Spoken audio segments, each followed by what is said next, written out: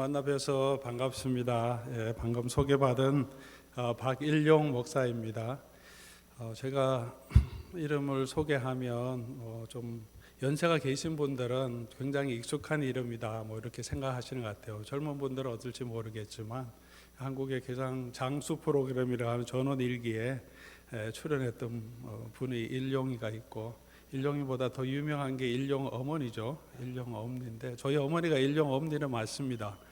TV에 나오신 적은 없지만 제가 목사로서 일용 하니까 조금 중국 영화에 나오는 이름 같은데 일롱도 아니고, 그래서 좀 얼굴하고 이름이 잘 안 맞다 이렇게 생각하시는 분도 계신 것 같습니다. 제가 일용인데 저희 집에 저희 누님 한 분 계시고 여동생이 밑으로 3명이 더 있습니다. 그래서 가끔씩은 이 남동생이었으면 어쩌을까 하는 생각을 하면서 다행이다, 여동생이어서. 남동생이었으면 2룡, 3룡, 막내는 4룡이었을 것 같아서 그래도 다 여동생이어서 감사하다 그런 생각을 합니다. 우리 목사님, 존경하는 우리 목사님 교회에 또 이렇게 예측지 않았는데 방문해서 또 말씀 기회를 허락해 주셔서 너무 감사하고, 또 우리 황 목사님도 계신데 또 제가 이렇게 후배되는 목사가 또 강단에 서서 말씀을 전하는데 전혀 예측하지 않았지만 저희가 지금 저희가 섬긴 로뎀 장로교회 지금 8년을 섬기고요. 저는 그전에는 5년 동안 인도의 선교사로 사역하다가 저희 지금 섬기는 교회에 부름을 받고 지금 섬기고 있는데 3개월 수고했다고 3개월 안식월을 주셔서 저희가 이제 쉬고 있습니다. 그래서 마지막 한 달 남았는데 한 달 동안은 조금 내적으로 자신을 돌아보고 또 영성을 다시 기도하며 그런 조용한 시간을 보내고자 일단 교회를 좀 떠나야 우리가 제가 교회로부터 쉴 수 있으니까 어디로 갈까 찾다가 여기 마침 오레곤 목사님 말씀 포틀랜드 마운트 후드라고 있는데 그 밑에 생추어리 인이라고 미국 선교사님이 하시는 선교사 리트리트 센터가 있더라고요.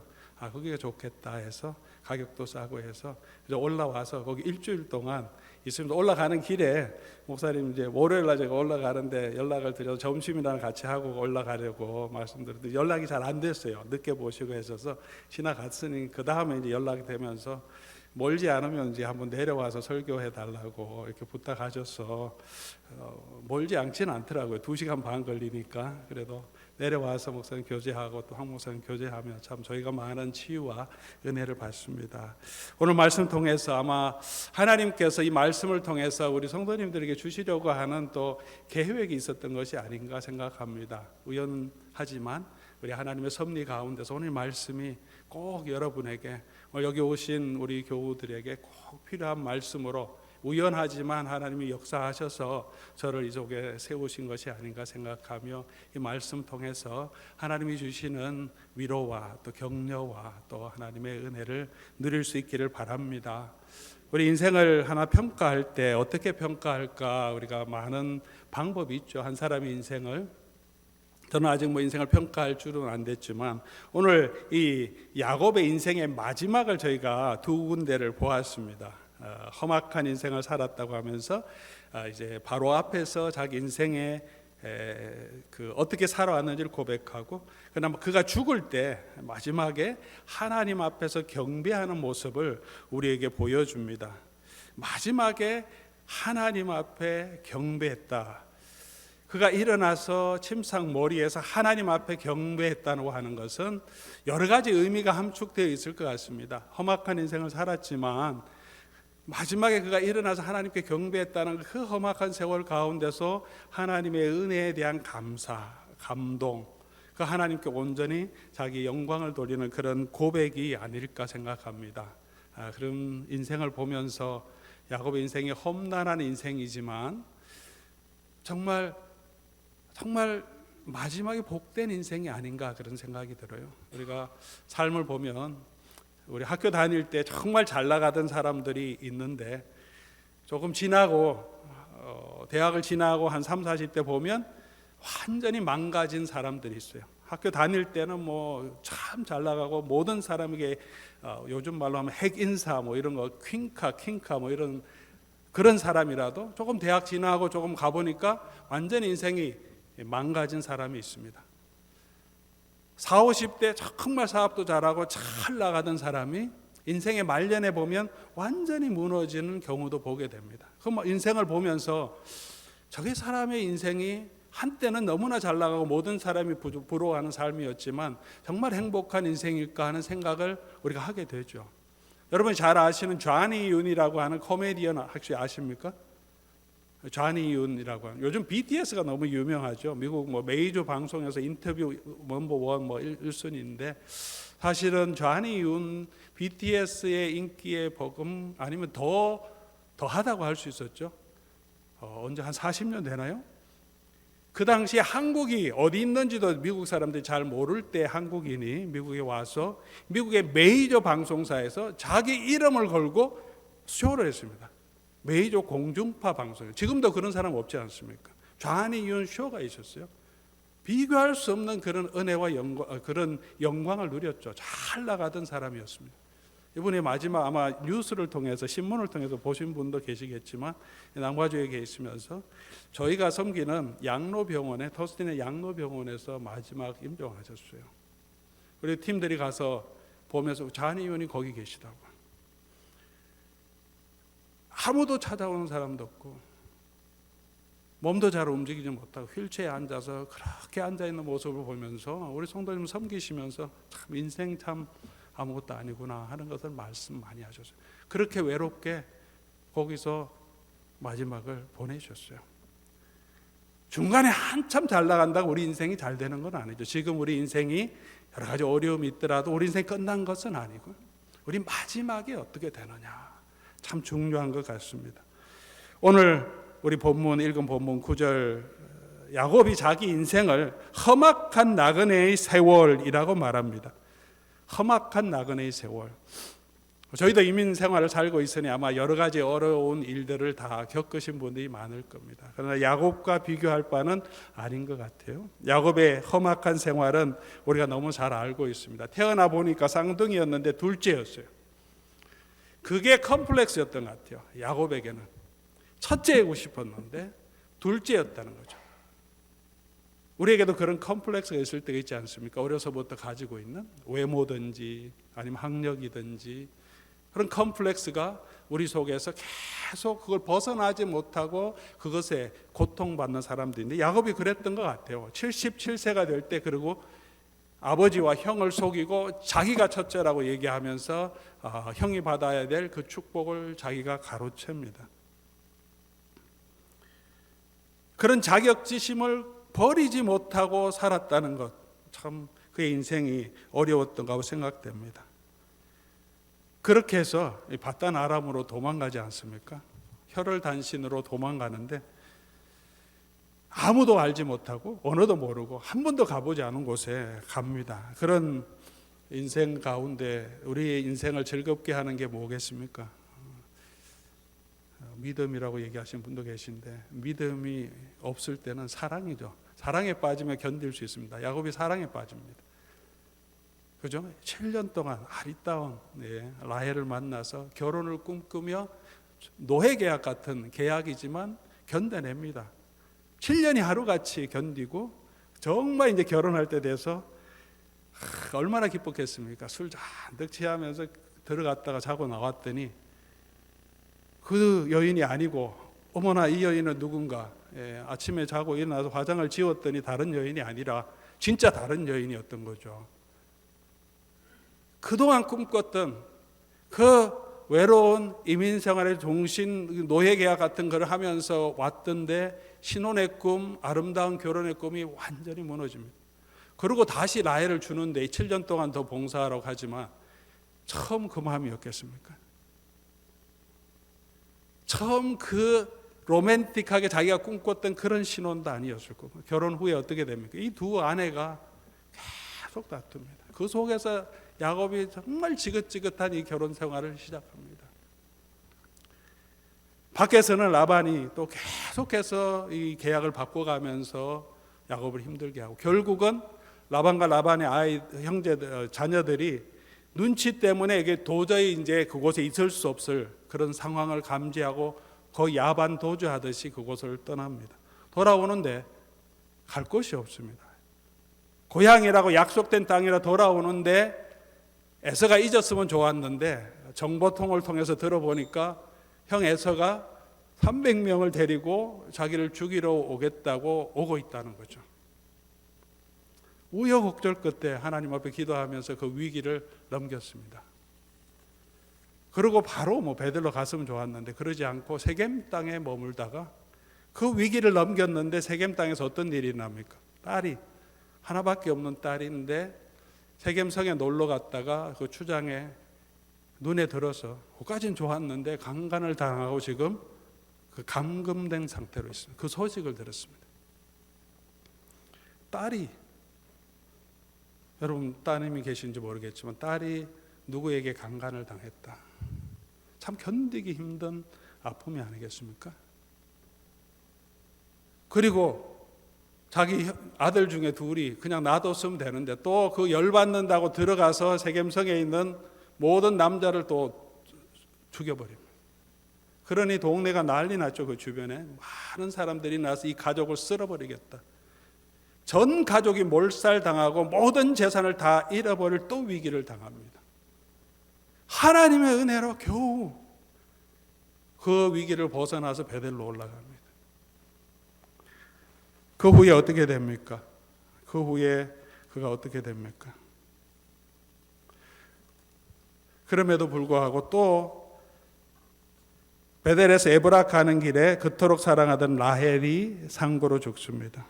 그 땅에 거하는 동안 성경은 큰아들 르우벤이 자신의 첩이라고 했지만 성경에 이게 첩이란 단어는 아내란 단어예요. 그냥 히브리어는 아내였던 자기 아내와 동침합니다. 아들이 자기 아버지의 마음이 어떻겠습니까?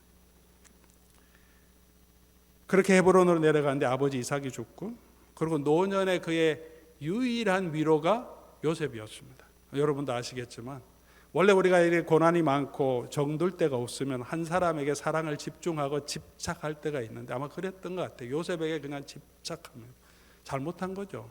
그러지 말았어야 하는데 그래도 이 야곱이 정들 곳이 없는데 그래도 라헬의 첫아들이는 요셉에게 마음을 너무나 많이 줍니다. 그런데 그 요셉이 어떻게 됩니까? 그렇게 애지중지했던 요셉이 하루는 짐승에게 찢겨서 죽었다고 하면서 시체도 못 찾아오고 온만 형들이 가져옵니다. 성경은 야곱이 정말 슬픔 가운데 있었다 그렇게 말합니다. 그 남은 인생은 그냥 슬픔 가운데 지내는 인생이었다 그렇게 고백합니다. 그러다가 지금 130살이 돼서 그러다가 지금 이제 이 오늘 본문이 나온 거예요. 그러다가 요셉이 살아있다는 것을 알고 지금 얼마 안 된 거죠. 요셉에 따라서 지금 바로 앞에 온 거죠. 그리고 바로 앞에서 자기의 인생을 내가 어떤 인생이냐 그렇게 고백합니다. 험악한 나그네의 생활을 살았다. 그런데 죽을 때 그 침상 머리에서 31절 보니까 야곱이 또 이르되 내게 맹세하라 하매 그가 맹세하니 이스라엘이 야곱의 이름이죠. 침상 머리에서 하나님께 경배하니라. 정말 험악한 세월을 살았는데 마지막에 하나님 앞에 경배했다는 거죠. 우리 사랑하는 교회 여러분 어떤 삶을 사셨습니까? 연세 드신 분도 계시고 젊은 분도 계신데 정든 고국을 떠나서 이민 와서 공부를 하든지 이곳에 정착해서 살아가면서 아마도 험악한 이민 생활을 살아가고 계실 줄 압니다. 저도 이민 온 지 오래됐고 저는 고등학교 졸업하고 이민을 왔어요. 미국에. 제가 그래도 조금은 젊어서 왔기 때문에 제가 이 이민 생활하는 것은 저희 아버님, 어머님과 비교하면 비교도 안 되겠죠.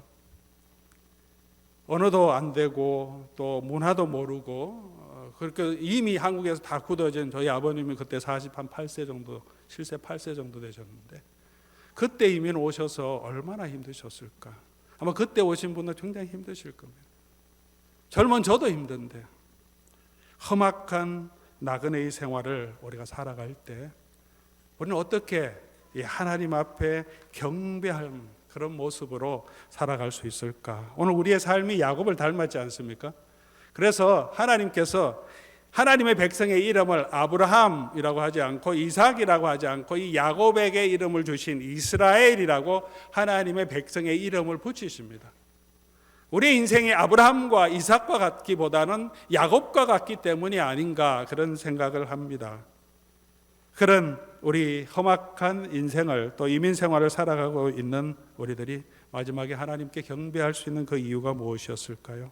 오늘 이 야곱의 고백을 통해서 그 지혜를 함께 배울 수 있기를 바랍니다. 첫 번째로 야곱이 이렇게 하나님 앞에 마지막에 험악한 세월을 살았으면서도 인생에 너무나 많은 아픔을 겪었으면서도 경배할 수 있었던 거예요. 하나님 앞에 머리 숙여서 하나님께 감사하며 경배할 수 있었던 것은 하나님의 은혜임을, 그의 삶에 하나님의 은혜, 함께 하시는 하나님의 은혜가 있었음을 깨달았기 때문이었을 것입니다. 어떻게 우리가 알 수 있습니까? 어떻게 우리가 알 수 있습니까? 오늘 이 본문에 야곱이 왜 일어나서 침상에서 하나님께 경배합니까? 야곱이 또 이르되 내가 맹세하라 하고 31절이죠. 맹세하니까 무슨 맹세였습니까? 요셉에게 나를 여기다 묻지 말고 약속의 땅, 가나안 땅 거기 갖다 묻어달라. 요셉이 약속합니다. 그러니까 일어나서 경배합니다. 왜 그렇게 했을까요? 하나님께서 약속하셨던 것이 지금 이루어진 것을 그때 깨달은 거죠. 무슨 약속을 해줍니까? 창세기 42장 2절에서 4절 우리 본문이 있으니까요. 여러분 한번 보시면 야곱이 이 애굽으로 내려갈 때 하나님이 나타나셨어요. 두려워하고 있는 야곱에게 그 땅 떠났다가 엄청난 고생을 하고 다시 돌아왔는데 그 땅 떠나지 말아야 한다고 생각했는데 다시 내려오라고 하니까 요셉이 나 가야 되나? 그런 고민 가운데 있을 때 그 밤에 하나님이 이상 중에 이스라엘에게 나타나 이르시되 야곱아 야곱아 하시는지라 야곱이 이르되 내가 여기 있나이다 하매 하나님이 이르시되 나는 하나님이라 내 아버지의 하나님이니 애굽으로 내려가기를 두려워하지 말라. 그럼 무슨 약속을 해주시냐 하면 내가 거기서 너로 큰 민족을 이루게 하고 내가 너와 함께 애굽으로 내려가겠고 반드시 너를 인도하여 다시 올라올 것이며 요셉이 그의 손으로 내 눈을 감기리라 약속해 주셨어요. 그런데 13년 지나고 지금 어떤 일이 일어납니까? 요셉이 그의 눈을 지금 감기고 있다는 거죠. 하나님이 함께 하시고 하나님의 약속이 이루어졌구나. 아마 이 순간에 그 인생 전체를 돌아보았지 않을까 생각합니다. 우리 마지막에 보통 그러지 않습니까? 인생의 전체가 주마등처럼 우리가 지나가는데 이 일을 보면서 그렇게 약속하신 하나님께서 함께 하시면서 그의 눈을 감기는 걸 보면서 그가 뭔 생각을 했겠습니까? 그가 바다나람을 떠날 때 베델에 있을 때 정말 외롭고 부끄럽고 정말 갈 곳을 알지 못할 그때 하나님께서 나타나서 동일한 약속을 해주셨지 않습니까? 두려워하지 말라. 내가 너와 함께 하겠고 어디로 가든지 함께 하고 반드시 돌아오게 하겠다. 이 죽음 침상에서 돌아보니 그 일을 하나님 하셨잖아요. 엄청난 나그네의 생활을 험난한 생활을 사셨는데 하나님 하셨고 지금 여기서도 애굽으로 내려와서 요셉이 너의 눈을 감기겠다고 했는데 그렇게 하셨다는 거죠. 험악한 인생이지만 내 인생이 오늘 여기 서 있는 것도 하나님의 은혜였구나. 나는 신실하지 못할지라도 나는 내 욕심에 빠져서 살아온 때가 있고 내 꾀에 빠져서 내가 축복을 얻기 위해서 발버둥치며 또 외로운 나그네 인생 가운데 자기 성공하기 위해서 때로는 얼마나 장꾀를 부립니까? 라반도 힘들었지만 라반의 계약도 요셉도 머리를 이스라엘 이 야곱도 머리를 많이 굴렸어요. 자기 재산 불리려고. 그 모든 것이 그게 자기 힘이 아니고 자기 장꾀가 아니라 하나님의 은혜였다. 세겜에서 베델에서 있었던 모든 것이 하나님의 은혜였음을 깨닫게 되자 그가 일어나서 하나님께 경배하지 않았을까 생각합니다. 사랑하는 교회 여러분, 오늘 우리의 삶도 험악한 일들이 있더라도 우리가 돌아보면 하나님의 은혜를 알 수 있지 않습니까? 아는 것이 그런 은혜가 있는 것이 우리의 삶에 하나님께 경배할 수 있는 이유가 되는 거죠. 그걸 여전히 모르고 있으면 내 인생은 왜 이래? 원망과 불평과 하나님 원망하고 환경을 원망하고 사람을 원망하며 여전히 살아갈 텐데, 그러지 않고 하나님께서 함께 해주셨고 내가 오늘 여기 있는 게 당연한 게 아니라 하나님이 섬세하게 함께 하시고 지켜주셨기 때문에 이곳에 서 있는 것을 깨닫게 될 때, 하나님의 은혜죠. 인생의 마지막은 아니라도 지금 이 순간에도 우리 인생이 하나님의 은혜임을 아는 자가 참 행복한 자고 참 복된 자가 아니겠습니까? 돈 조금 더 있다고, 조금 더 많은 것을 가졌다고, 좋은 집에 있다고, 건강이 있다고 행복하지는 않더라고요. 그런 거 없어도 하나님의 은혜를 아는 분들이 참 행복하고, 저희 교회 성도님들 삶을 보더라도 기쁨이 있고요. 제가 보기에 아름다워요. 가진 거 아무것도 없는데 그럼에도 불구하고 하나님이 주신 은혜를 아는 그 신앙, 얼마나 아름다운지 모릅니다. 코로나 여러분도 힘드셨죠. 코로나 지금도 아직 완전히 회복되지 않았는데 저희도 저 교회적으로 개인적으로 굉장히 어려운 일을 겪었습니다. 코로나 시작할 때 저희 교회 시무장로, 아주 신실하게 섬긴 시무장로 한 분이 코로나 걸리셔서 이제 돌아가셨어요. 너무나 신실하시고 제가 청빙 받을 때도 그 일을 주관하셨고, 제가 섬기는 동안에도 가장 신실하게 옆에서 이렇게 잘 지원하시고 도와주셨던 분이신데, 이제 그때가 언제나요? 19년인가요? 12월까지 사역 잘 마치시고 내년에 뵙겠습니다 이렇게 인사했는데 그 주간에 코로나 감염되시고 괜찮다고 하셨는데 나빠지셔서 입원을 하게 되셨어요. 그러고는 이제 한 5주 정도 됐나요? 그리고 뭐 결국은 못 일어나시고 돌아가셨어요. 그래서 속으로 참 속상했죠. 아니, 성도들 중에서도, 장로님들 중에서도 뭐 조금 힘들게 하는 분도 계시고 뭐 열심히 안 하는 분도 계신데, 하나님 데려가시려면 좀 그런 사람 좀 데려가시지. 왜 이렇게 신실하면 하나님 저에게 필요하지 하나님께 그분이 왜 필요합니까? 아직 젊고 이제 60이신데 60 초반이신데. 근데 우리 장로님이 입원했던 그 병원에 저희 동료 목사님이 한 일주일 가량 지났나요? 동일한 곳에 또 입원했다는 거죠. 자기 코로나 감염 걸렸는데 자기 목사님 나도 입원했습니다. 그분 들어가 보니까 그 장로님이, 저희가 같은 노예에 있으니까 잘 아는 게 바로 옆에 있는 거죠. 자기가 입원했다고 하니까 장로님 또 카톡 보내서 자기가 입원 선배라고, 목사님 들어오면 이거 해야 됩니다, 이거 먹어야 됩니다, 이런 거 해야 됩니다, 뭐 엄청나게 또 가르쳐요. 그때까지는 그래도 장로님, 저희 장로님 괜찮으셨는데 우리 장로님 돌아가시고 목사님은 금방 회복돼서 나오셨어요. 목사님도 엄청난 인생의 충격을 받으셨죠. 같이 입원했는데 한 사람은 하나님 데려가시고 한 사람은 그냥 나오게 하셨다는 거죠. 우리 장례식 할 때 그 코로나 중이었지만 그냥 메모리얼 서비스를 했습니다. 저희 교회에서 많은 성도님도 오시고, 그때는 가장 심할 때인데 교단 목사님들 다 오시고, 그 함께 병원에 입원했던 그 목사님도 오시고, 그 목사님도 뭐 다들 그랬죠. 저도 그랬지만 그 목사님 특별히 너무 이렇게 참 많이 우시더라고요.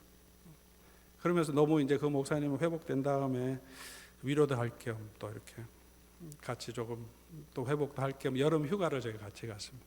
가면서 이제 목사님 여러 가지 예화하면서 그때 병원에 있을 때 나와서 장로님 돌아가시고 자기 인생을 보면서 참 계속 자기가 불렀고 은혜 받았던 찬양이 이겁니다 하면서 소개해 주신 게, 여러분도 아신지 모르겠지만 모든 것이 은혜라는 찬양이죠. 내가 누려왔던 모든 것들이, 내가 지나왔던 모든 시간이, 내가 걸어왔던 모든 순간이 당연한 것 아니라 은혜였어. 이런 찬양이죠. 맨 후렴에는 모든 것이 은혜였다. 이 찬양 소개해 주셔서 저희가 그냥 한 4박 5일 동안 이 휴가 같이 그 캠핑하면서 계속 차 타면 이 찬양을 계속 들었습니다. 오늘 내가 여기 서 있는 게 당연한 게 아니라 하나님의 은혜였음을 아는 것. 그것이 험악한 나그네의 생활을 살아가지만 오늘 우리가 하나님 앞에 경배할 수 있는 아름다운 인생이 아닐까 생각합니다. 그런 은혜를 알아가는 저와 여러분 됐으면 너무 좋겠습니다. 두 번째로 이 야곱이 그 험한 생활을 견디면서 마지막에 하나님께 경배할 수 있던 두 번째 이유는 요셉의 인애와 성실함이 있었기 때문에, 요셉이 없었으면 그는 정말 슬픔 가운데 그냥 그렇게 인생을 마감할 수밖에 없었을 것입니다. 오늘 29절 말씀 보면 야곱은 요셉에게 인애와 성실하심으로 내게 행하여 그렇게 말합니다. 마지막에도 인애와 성실을 행하지만 요셉이 형들에게 팔려서 갔지만 정말 하나님 앞에서 부끄럽지 않는 삶을 살고 형들을 원망하지 않고 보복하지 않고 정말 자기 페이버를 다 해서 그 모든 형제를 모시죠. 그렇기 때문에 이 야곱이 하나님의 은혜를 누릴 수 있습니다. 하나님의 은혜를 경험할 수 있었던 것은 요셉의 은혜와 신실함이 있었기 때문에, 지금 마지막에 눈을 감으면서 하나님을 찬양할 수 있었던 것도 요셉의 인애와 성실이 있었고 그것을 믿었기 때문에 그가 하나님께 경배할 수 있었습니다. 하나님의 은혜는 여러 가지로 나타났지만 특별히 야곱의 인생의 마지막에 이 요셉을 통해서 하나님께서 역사하십니다. 요셉은 형들과 아버지 야곱의 길을 인도한 사람이죠. 2절 보니까 그의 형들 중에 5을 택하여 바로에게 보이고 7절에 보니까 자기 아버지도 인도합니다. 요셉은 인도자였습니다. 인도자뿐만이 아니라 거주할 곳과 먹을 것을 주어 봉양하게 하는 사람이었습니다. 11절 12절 요셉이 바로의 명령대로 그의 아버지와 그의 형들에게 거주할 곳을 주되, 맨 마지막에 보니까 먹을 것을 주어 봉양하더라. 요셉을 통해서 또 이 가정이 생육하고 번성하게 되었다고 말합니다. 27절이죠. 이스라엘 족속이 고센 땅에 거주하며 거기서 생업을 얻어 생육하고 번성하였더라. 하나님이 야곱에게 약속해 주셨지 않았습니까? 내려가면 내가 너희를 그 땅에서 큰 민족을 이루게 하겠다. 누구를 통해서 그 축복을 주시냐 하면 요셉을 통해서, 요셉의 인애와 신실함을 통해서 야곱의 지파 이스라엘 백성들에게 하나님이 은혜를 베풀어 주십니다. 그뿐만이 아니라 요셉이 야곱의 삶뿐만 아니라 죽음, 장사까지 책임져 줍니다. 신실한 요셉이 그 약속을 지켜서 창세기 50장 보니까 가나안 땅에 올라가서 바로 그 약속한 곳에 야곱을 묻어줍니다. 그렇게 인애하고 성실한 요셉을 통해서 하나님이 이스라엘 백성들을 구원해 주셨듯이 저와 여러분들 인애와 성실이 풍성하신 예수님을 통하여서 하나님의 구원의 은혜를 누리고 있습니다. 모든 성경 신학자들이 얘기하죠. 이 요셉의 모습은 장차 오실 예수님의 모형이라고. 예수님도 요셉처럼 형제들에게 팔려서, 예수님도 요셉처럼 그 제자들에게 인도하시고 먹을 것을 주시고, 요셉도 예수님도 요셉처럼 신실하게 행하시죠. 죄를 범하지 아니하시고 하나님 앞에 끝까지 신실하시고, 예수님도 우리의 죽음까지 책임져 주십니다. 우리의 삶에 위로를 주시고 끝까지 함께 하십니다. 사랑하는 교우 여러분, 저와 여러분이 험악한 이 인생을 살아가지만 우리가 하나님의 은혜를 누리고 여전히 그 은혜 가운데 살 수 있다고 믿을 수 있는 그 이유는 우리의 믿음이 대단해서가 아니고 바로 예수 그리스도의 인애와 신실하심이 무궁하시기 때문에 그렇죠. 세상 끝날까지 예수님은 자기의 목숨을 십자가에 내어주실 만큼 우리를 사랑하셨는데 세상 끝날까지 저와 여러분과 함께 하시겠다고 약속해 주시지 않습니까? 바로 그것 때문에 저와 여러분 여전히 하나님의 은혜를 누릴 수 있고 여전히 하나님의 앞에 머리 숙여 경배할 수 있을 것입니다. 계속해서 우리 그 예수 그리스도를 믿는 그 믿음 안에 쓸 수 있기를 바랍니다. 우리 구원 얻었던 건 오직 은혜라고 하는 것은 우리가 얼마나 하나님 앞에 존귀한 자인지를 보여줍니다. 얼마나 존귀한 자입니까? 하나님이 당신의 아들을 희생해서 구원할 만큼 저와 여러분 그렇게 존귀한 자다. 하나님 앞에 내가 너를 보배롭고 존귀하게 지었다. 동시에 복음은 그 은혜가 없으면 우리는 영원히 멸망받아야 마땅한 사람이라는 것을 또한 의미합니다. 오직 은혜로 살게 하셨고 부족하지만 하나님이 여전히 우리를 그리스도 안에서 붙들고 계시기 때문에 여러 가지 어렵고 험악한 삶을 살아가지만 우리 주 예수 그리스도의 신실하심을 바라보는 저와 여러분 될 수 있기를 바랍니다. 세 번째 마지막으로, 그래서 좀 길어집니다만 짧게 요약하겠습니다. 야곱의 믿음 때문이기도 합니다. 야곱이 전적인 하나님의 은혜로 살았고 요셉의 인애와 성실하심을 받았지만 야곱에게 있었던 것은 무엇입니까? 그가 하나님 앞에 정직하게 이삭처럼 그렇게 살지는 못했지만 험악한 세월을 살았지만 야곱에게 있었던 게 뭐냐 하면 믿음이었다. 그렇게 성경은 말합니다. 히브리서 11장 21절 말씀이죠. 믿음으로 야곱은 죽을 때 요셉의 가가들에게 축복하고 그 지팡이 머리에 의지하여 경배하였으며, 오늘 본문 31절에 나오는 동일한 내용을 히브리서에서 인용하지 않습니까? 죽을 때 지팡이 머리를 의지하며 경배할 때 그때 야곱에게 있었던 게 믿음이었다고 하죠. 믿음. 그 믿음이 있었어요. 야곱의 믿음은 어떤 믿음이었습니까? 위기의 순간마다 하나님을 의지하는 믿음이었습니다. 우리가 위기 있을 때, 어려움이 있을 때 하나님 외에 다른 것을 의지할 때가 많이 있죠. 돈을 의지할 때도 있고, 사람을 의지할 때도 있고, 가족을 의지할 때도 있고, 사랑하는 사람을 의지할 때도 있고, 자기 힘을 의지할 때도 있는데 야곱은 위기의 순간마다 하나님을 붙듭니다. 막 사는 것 같은데 야곱 인생을 보면, 그죠? 자기 마음대로 사는 것 같은데 위기가 되면 야곱은 언제나 하나님께로 돌아갑니다. 하나님 나 살려주십시오. 하나님 나 도와주십시오. 하나님께 나아갑니다. 그게 믿음이라는 거죠. 하나님 부끄러워서 하나님 못 가겠습니다. 그렇게 자존심 세우지도 않고 그냥 하나님 부끄러운 것도 없이 하나님 아니면 내가 이거 지금 살아갈 수 없으니 하나님 나 도와주십시오. 하나님께 나아갑니다.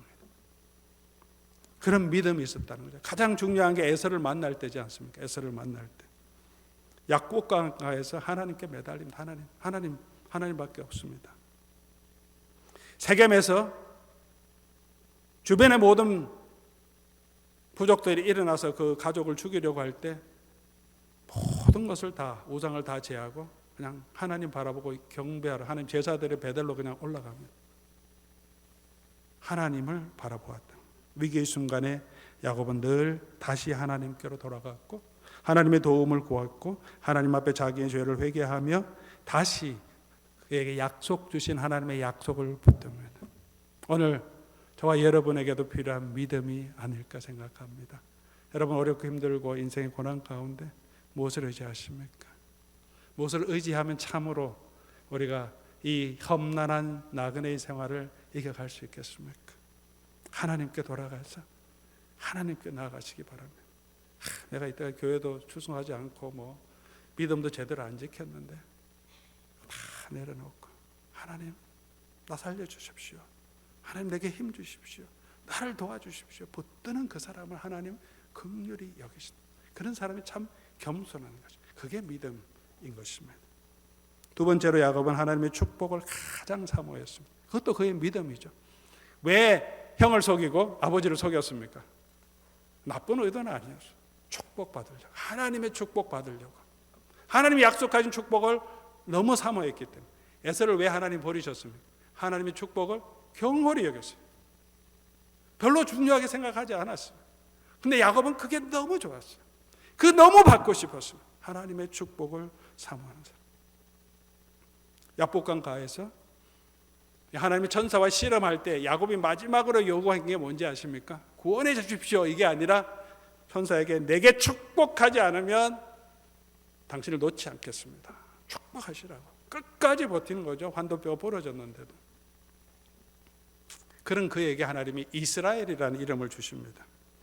그게 이스라엘이라는 거죠. 하나님의 백성 이스라엘은 어떤 사람이냐? 하나님의 축복 없이는 살 수 없습니다. 내게 축복하지 않으면 나는 있을 수 없습니다라고 하나님을 붙드는 사람이, 잘나고 똑똑하고 우리가 도덕적으로 깨끗한 그런 사람이 아니라 형편없는 사람이지만 하나님의 은혜 아니면, 하나님 축복 아니면 나는 살 수 없습니다. 하나님 나 축복해 주십시오. 매달리는 사람, 그 축복을 사모하는 사람이 이스라엘이라는 거죠. 사랑하는 성도 여러분, 어떤 축복을 사모하십니까? 지금 내가 있었으면 좋겠다, 그게 무엇입니까? 하나님의 축복입니까? 아니면 어떤 다른 것입니까? 이 야곱의 생이 하나님의 축복을 그렇게 사모하니까요, 야곱의 가장 중요한 것 또한 하나님의 축복이었어요. 오늘 본문 보니까 바로에게 나아갔는데 진상품을 아무것도 준비하지 않습니다. 당연히 자기 가족에 가지고 있는 최고의 것을 바로 앞에 내는 게 마땅한데 그냥 갑니다. 그럼 뭐 합니까? 야곱이 들어가면서 바로에게 축복합니다.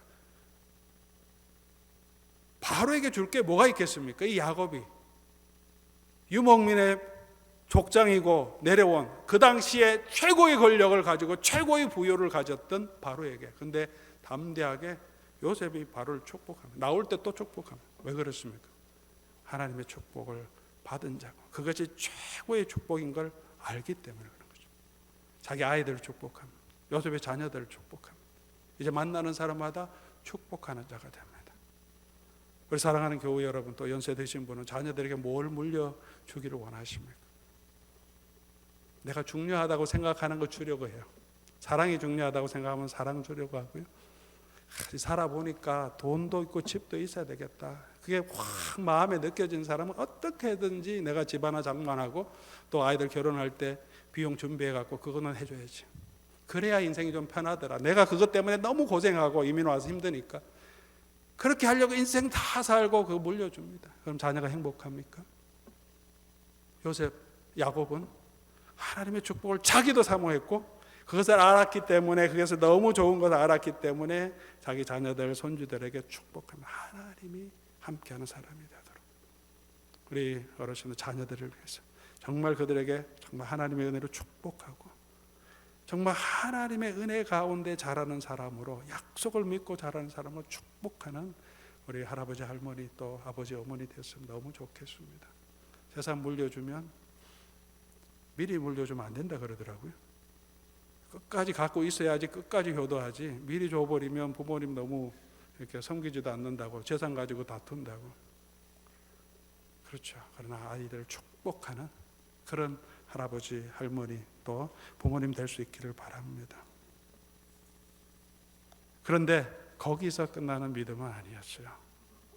하나님 축복 우리 다 사모하고 복 받기를 원하는데, 우리의 믿음은, 성도가 가지고 있는 믿음은 그냥 이 땅에서 하나님이 주신 축복을 누리며 잘 산 그런 것이 아니고, 우리 자녀가 이 땅에서 하나님의 축복 받아서 잘 먹고 잘 살고 행복한, 이 땅에서 존경받는 요셉같이 그런 총리가 되는 그런 인생이 야곱의 축복의 마지막이 아니었다는 거죠. 우리는 거기서 끝날 때가 많습니다. 하나님의 축복을 얘기할 때 그곳에서 끝날 때가 많아요. 이 땅에서 잘 되고 잘 먹고 잘 살면 하나님의 축복에 다 한 줄 알고 생각합니다. 야곱이 가지고 있던 최고의 축복은 뭐였습니까? 그 땅에 지금 어디에 살고 있습니까? 애굽에. 그 당시에 지금 미국 같은 거겠죠. 요즘 미국이 많이 기울어져 갖고 한국 사는 게 더 좋다 이런 얘기도 있는데, 저희가 이민 올 때 미국이 최고였어요. 미국을 싫어하는 나라도 미국 가고 싶어서 그런 때가 있었죠. 애굽이 그런 때였습니다. 그곳에서 제일 좋은 땅을 줬어요. 근데 그 땅에 묻히기를 원치 않습니다. 야곱이 어디로 가려고 합니까? 약속된 땅.